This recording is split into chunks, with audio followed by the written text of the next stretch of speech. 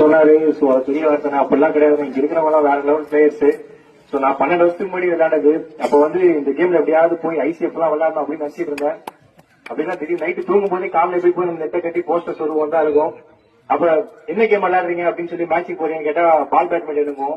பால் பேட்மிண்டன்னா இது இந்த ரெக்க பந்து அதுல விளையாடுவீங்க இல்ல அது இல்ல அப்படின்னா மஞ்சள் கலர் பந்து விளையாடுவோம். இது டென்னிஸ் அப்படின்னு கேட்பாங்க.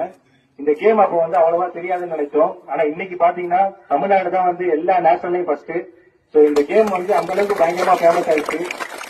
ஒவ்வொரு காலேஜ் ஏதாவது போகும்போது பார்க்கும்போது பால் பேட்மிண்டனாலே ஒரு செம கெத்தா இருக்கும்.